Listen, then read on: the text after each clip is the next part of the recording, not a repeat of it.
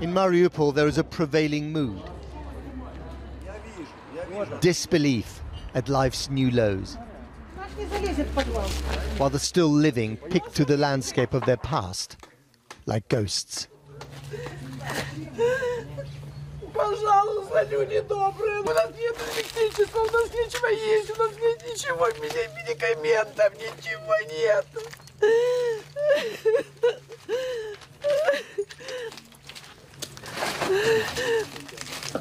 Что мне теперь дома моим? It's astonishing how quickly war creates a grotesque new normal, without power or heat, or running water and sanitation for days, where a single generator can cause a scrum of cell phones and lifelines to the outside world, and where a lone body can lie uncollected on the side of an empty road. There is no evacuation from Mariupol because 4 consecutive attempts have been thwarted by the Russians.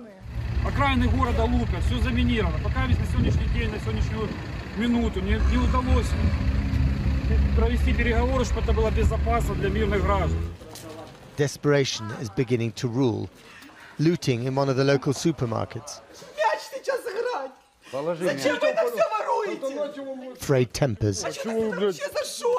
The fact of being trapped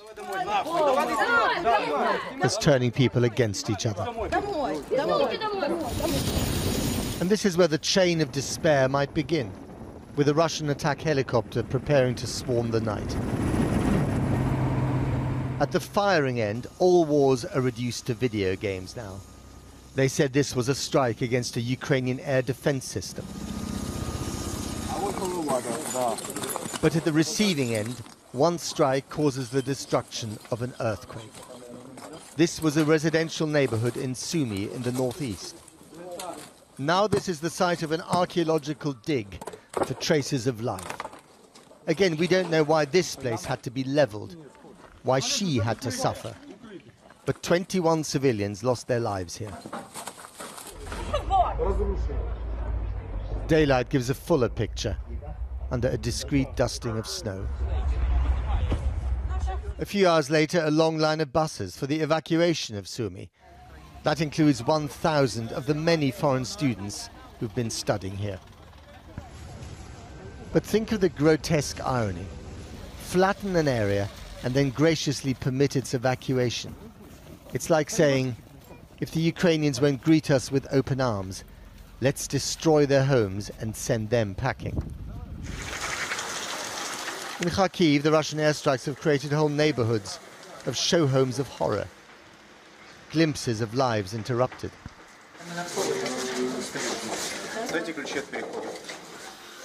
And then there's the hospital, where the wounded cling to life, bearing the grisly cosmetics of war. Понимаете, как всех пациентов, которые поступают и могут ходить, конечно, все хотят домой к своим родным и близким. Вот. А те, кто не могут идти, те, конечно, остаются здесь. Мы, к сожалению, таких почетов не ведем просто, понимаете. Когда больше, когда меньше, так что... Back in Mariupol, it'll soon be bedtime in the bunker. Life goes underground every night. Otherwise, life is in too much danger. Here, despair, hope and rage, all vying for space. Что не плачь? Домой хочется, на работу хочется. Город жалко, людей жалко, детей жалко. Еще маленький. She speaks for just about everyone in Ukraine.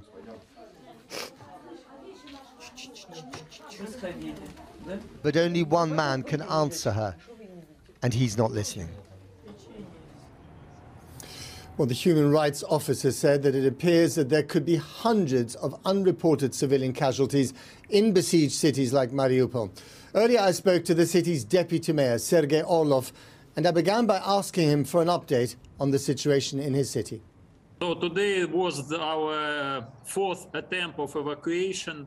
3 previous will not succeed because of not established ceasefire and not established safety route. We were ready to evacuate our people from Mariupol by buses, but unfortunately we didn't receive ceasefire in Mariupol. So just to be clear, Sergei, today no one got evacuated? Today no one got evacuated, and we didn't receive possibility to move humanitarian food and so on from Zaporizhia to Mariupol. What about these reports of Russian mines on the evacuation route? Is that true? Can you confirm that? Yes, yes, it's true. We took guys who can undermine or remove these mines, but we did not reach that territory. We faced with blocked bridge. And tell us about the general situation in Mariupol. How much destruction is there? How many people will want to stay behind in the city? What's the future for Mariupol? The general situation of Mariupol is awful. I mean, from humanitarian side, we received information that hospital number 9 in Mariupol was totally destroyed, and there is no possibility to work at this hospital. So it does not exist anymore, this hospital. A lot of death, unfortunately. We cannot calculate how many people were killed in Mariupol. Yesterday was the first day when we it was needed to make some mass grave, and 33 bodies we should put this to mass grave. Do you think the idea of the Russians here is to basically destroy these cities and then empty them out so that there are no people left in them? I think the idea was to take the city, of course, with citizens, but when they see that it's not possible, Ukrainian army defeats the city, so the idea is to win anyway, and they do not choose any target. So is it hospital, school, kindergartens, living building? So they destroy everything and flatten Mariupol. We know that one district of Mariupol, I mean Levoberezhny district, is look like Aleppo at the moment.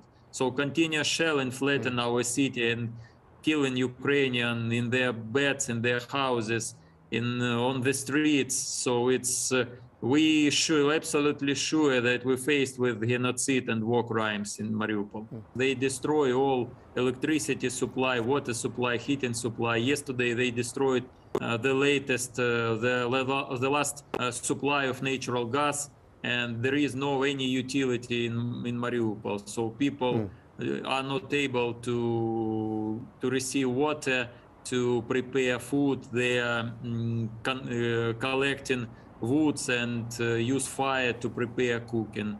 And today was the day with snow, so people were happy to collect snow and to melt it to water. So as you see, Russia provides genocide of Ukraine as a nation and Mariupol citizen. I mean, it's amazing to think that just 2 weeks ago, Mariupol was, was a normal city, people living their lives, and now it's come to this. Mariupol was a peaceful city with very good citizens, with the idea to be like European city, most transparent in Ukraine. We did not look for war, so we see terrible war crimes here in Mariupol, and they are happening hour by hour, minute by minute, second by second. Today, unfortunately, one child was killed in bombing. It's a girl, 6 years old. She unfortunately is dead because of no access to water. Sergei Orlov, thank you very much indeed. I wish you all the best. Well, some of the fiercest fighting is now in the south of the country as Russian forces try to gain strategic control of the entire Black Sea coastline. They occupy the city of Kherson and surrounding Mariupol. Ukrainian forces remain in control of the port city of Mykolaiv, but it is coming under very heavy bombardment. Our international editor, Lindsay Hilsum, is there. Lindsay. Matt, the great fear here, of course, is becoming like Mariupol, surrounded and with everything cut off, or like Kherson, which has been occupied by the Russians. I spent some time today with the governor here, Vitaly Kim. Now, he's a young and rather dynamic character who seems to have taken on his new role as a wartime leader with some alacrity. He told me that the airport here was attacked by the Russians twice yesterday, but Ukrainian forces managed to repel them. But he says he knows they'll be back. Why did they not attack again last night? He said, well, they were sleeping. But he knows that's not the end of it. There are at least 2 tactical battalion groups in this area and more in the wider area. What he did tonight was he put out a request for everybody who's got tyres to bring them into the town so they can pile them up at every corner and set fire to them. So to reduce the visibility of the Russians, whether from the air or on the ground, when they do decide to strike. Now, today we went around the town. He allowed us to go and visit various places with the protection of some soldiers. And what really struck me as I moved around was just the fact that the people here are in a state of shock. They were sleeping when artillery hit the barracks in the early hours yesterday. Ukrainian soldiers exhausted from 12 days of fighting. Some are still missing. Maybe they weren't there. Or maybe their comrades will find more bodies in the wreckage. At least 8 Ukrainian soldiers were killed here in this attack.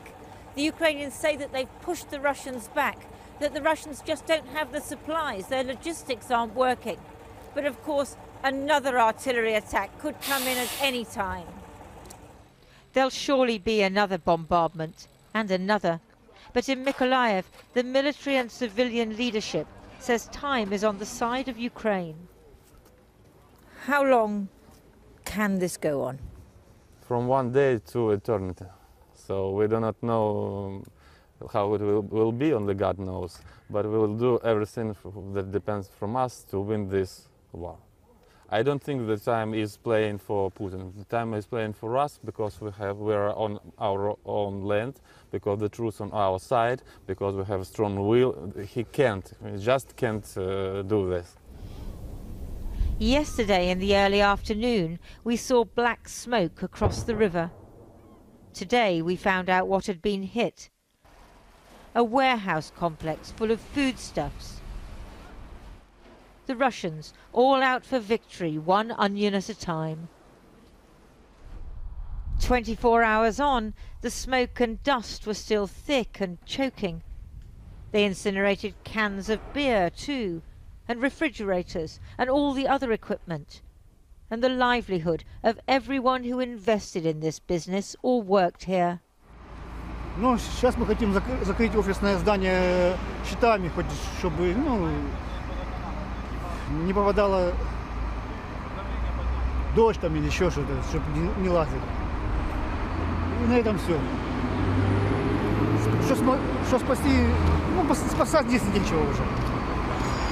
Остались одни воспоминания. A mile or so further north, we were taken to a neighbourhood that had been hit around the same time. What can the Russians have been targeting? Why hit here? Hard to compute, if until now, like any teenager, you've been consumed by your own personal acts of rebellion. У нас повибивало вікна усі, на кухні обвалився, стеля обвалилася. Всі живі, здорові, ніяких травм немає особистих. Дуже страшно було. Страшно. Ukraine's allies are providing some weaponry along with general support, but officials say that's not enough. Of course, it's good that many people support us, but in reality we need guns, we need ammo to defend our freedoms. As for President Putin, who says he's saving these people from their own government, Якщо б я його побачила, я б просто йому сказала, навіщо ти це робиш? Це з твого боку виглядає як операція по спасінню людей. Люди гибнуть, у людей нема де жити. У людей нема таких грошей, щоб просто взяти і поїхати. Це з твого боку виглядає як спасіння? Я не бачу цього спасіння. And how much longer must they endure this? The older generation remember the privations of the past. But the young were born into peace and security. Now their country's being destroyed before their very eyes. Lindsay Hilson reporting. Well, while some civilians have been able to escape two of Ukraine's embattled cities, other attempts at humanitarian corridors have collapsed amidst Russian shelling and acrimony. The two sides have disputed the routes such corridors should take, with Ukraine rejecting Russia's proposals that would see Ukrainians evacuated to Russia and its ally Belarus. Jonathan Rugman joins me now. Can you just begin by explaining why these humanitarian corridors aren't working? Well, ceasefires are often broken in the business of setting up a humanitarian corridor. It can be broken by either side. But the biggest problem, I think, is that most of the corridors that the Russians have proposed for people to flee are either into Russia or into Belarus, as you can see from these white arrows here. And the Ukrainians who are currently trapped do not want to go to Russia or to Belarus. They consider them the enemy. About 100,000 Ukrainians have fled to Russia, says the UN, but another 1.9 million Ukrainians have voted with their feet and gone the other way, west. And if you look at this second map, which shows where there has been some movement of refugees today, these yellow lines in the north, from Sumy down to Poltava, Irpin to Kiev, there's been limited movement of people there into Ukraine. No movement down from Mariupol because the Russians are still shelling that. That's very strategically important to them. And I think Vladimir Putin doesn't really want these people to come to Russia at all. There is some limited propaganda value in Russia being seen as the motherland, looking after Ukrainians who are fleeing from this so-called neo-Nazi state. But I think ultimately he views Ukrainians the way he views energy, which is something, a spigot that he can turn off and on, and he's quite happy for people to flee to the west. So what can you say overall about how the war is going, and what do you make of this breaking news out of Poland, that they are going to transfer a load of their MiG fighter jets to a US base in Germany? We're trapped somewhat in a very pro-Ukrainian narrative because there's a great deal of sympathy for the Ukrainian people. I think the Russians are advancing slowly. We know they've had logistical problems. The CIA estimate that they put out today is that they've lost 2,000 to 4,000 men. I mean, given that they lost 14,000 in Afghanistan, the Soviets did in the 1980s, that's a huge number of people to lose in just a matter of a few days. So I think what the West is trying to do, in the absence of China, which doesn't seem to be doing very much, is to make the cost of victory for Vladimir Putin so high that he reconsiders whether this is worth it and what kind of victory he really wants. The deployment of MiG-29 jets from Poland, there's 27 of them that are NATO compliant, to an airbase in Germany, a US airbase, is part of a deal that the Americans have brokered, whereby the MiG-29s, which the Ukrainians can fly, eventually get transferred to Ukrainian pilots. The Poles get F-16 jets to replace the MiG-29s that they've lost. And so what we're witnessing is, again, part of this calculation for Vladimir Putin changing. The cost is becoming higher and higher for him, not just in sanctions, but in the risk that he gets bogged down in his own Afghanistan, and that his attempts so far to assert air supremacy haven't really worked. He hasn't knocked out anything like enough of Ukraine's air defences, are now complicated even further by the possibility of MiG-29 jets being flown by Ukrainians, making the task of trying to topple the Zelenskyy government that much harder. Jonathan Rugman. Well, the UK and US governments have announced new sanctions on Russian energy. President Biden announced a ban on Russian oil and gas imports, whilst here the Business Secretary, Kwasi Kwarteng, promised the UK will phase out imports of Russian oil and oil products by the end of the year. Russia's Deputy Prime Minister had previously warned that such a move would be catastrophic for the global economy. Here's what President Biden said earlier. This is a step that we're taking to inflict further pain on Putin. but there will be cost as well here in the United States. I said I would level with the American people from the beginning. And when I first spoke to this, I said defending freedom is going to cost. It's going to cost us as well in the United States. Well, joining me now, our economics correspondent, Helia Ebrahimi. Helia. Well, as Jonathan was saying just earlier, the costs are going to be immense for all sides, really.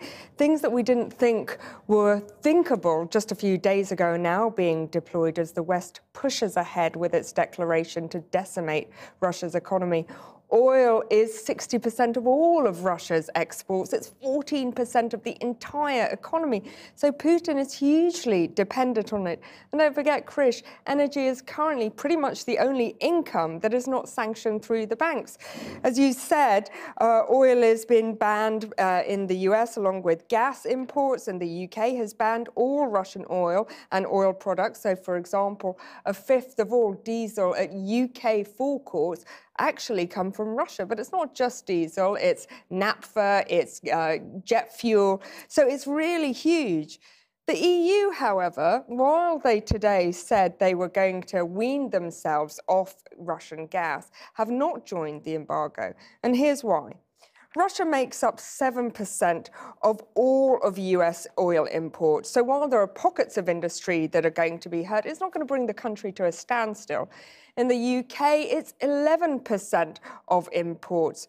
But Europe, the problem is much bigger. For example, Germany, Russian oil imports are at 30%. So that's a huge, big problem. The UK ban, of course, is not immediate. It's not coming into effect until the end of the year. Here's what the Prime Minister had to say about that delay. We can't move overnight, but we can certainly do it. And we can do it in a way that doesn't disrupt supply, that ensures that we have substitute supplies on stream in an orderly way and in a timetable that won't affect UK business, won't affect UK manufacturing, road haulage, or other parts of our industry, but will punish the regime of Vladimir Putin. Well, is that true?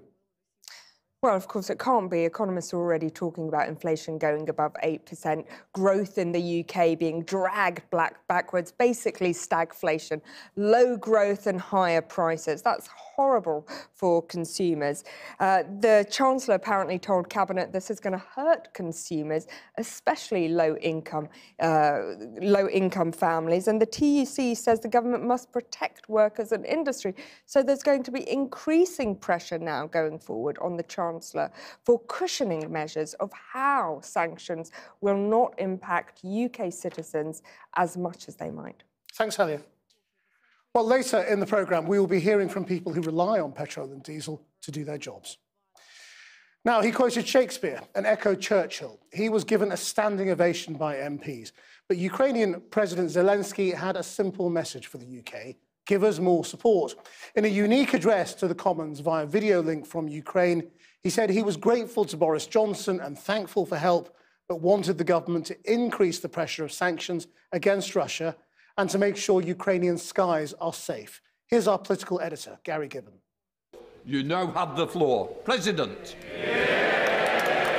President Zelenskyy then had to wait while MPs applauded him. He gestured to his heart, showing thanks. MPs had spilled into the galleries above the chamber to listen. Then, speaking from a capital city under attack, President Zelenskyy invoked Churchill and Shakespeare. The question for us now is to be or not to be. You all know this Shakespearean question. For 13 days, this question could have been asked, but now I can give you a definitive answer. It's definitely yes to be. And I would like to remind you the words that the United Kingdom have already heard, which are important again. We will not give up and we will not lose. We will fight till the end at sea, in the air. We will continue fighting for our land, whatever the cost. We will fight in the forests, in the fields, on the shores, in the streets. He thanked the government for trying to isolate Russia, but asked for more support. And I'm very grateful to you, Boris. Please increase the pressure of sanctions against this country, and please recognize this country as a terrorist state. And please make sure that our Ukrainian skies are safe. Best of all to Ukraine and to the United Kingdom. There was another ovation for President Zelensky at the end, a defiant clenched fist salute from the president, and then he was gone. The Prime Minister didn't respond to the request to make Ukrainian skies safe, but said the president had moved the hearts of all MPs. Earlier, Boris Johnson hosted the Prime Ministers of the Czech Republic, Hungary, Slovakia and Poland. He praised their work taking in hundreds of thousands of refugees. The government revealed Britain has now issued only 300 visas for refugees from Ukraine, which added to Tory MPs' anger that refugees reaching Calais had been turned back. The Home Office must react far more quickly than it's doing and get to the point of hubs of people, get them processed and get them in. This is a disgrace. When the Minister leaves this dispatch box, I ask him to go back to the Home Office and tell them to get a grip. As I've outlined already, we're making quite a number of changes. We met officials this morning to push further ones through. The Immigration Minister's reply didn't seem to reassure. The government said this temporary office in Calais giving advice to Ukrainian refugees would soon be supplemented by another one that would actually issue the visas they need to get to Britain. It'll be back down the train line in Lille. Well, as Gary reported, many of those Ukrainians trying to reach the UK have travelled to Calais, despite the lack of visa facilities there. Our reporter Anya Pop is in Calais and joins us from there now. Anya. Well, yeah, Calais has become symbolic in recent years of the UK's sluggish and sometimes opaque approach to immigration, and Ukrainians are certainly finding that too. Just 500 of the 10,000 Ukrainians who've applied for a visa through the UK scheme have been granted one. Around 600 of those still stuck in limbo are here in Calais, many of them in a hostel just down the road. They came here thinking they could get to the UK, but are still waiting for the UK government to give them the green light to reach their family across the Channel. We spoke with one British man who travelled all the way from the UK to the Polish border with Ukraine to pick up his wife and children. He's travelled back and now he's stuck in Calais with them, waiting for their visas to be processed. We spoke with other Ukrainian refugees in the hostel. Those who haven't yet applied for a visa said that they'll head to Lille tomorrow, the place where the UK government said they're going to set up a new visa centre tomorrow. But they're not even sure what will be there when they get there, whether the visa centre will be open to process their visas. Now, Lille is much closer than their previous options. Before, they would have had to go to Paris or Brussels, which is hours away, and there'd been complaints that there'd been a lack of appointments or sporadic opening hours. But Lille is still 70 miles away, which means more travelling and more disruption for people who have arguably had more than their fair share in these last 2 weeks.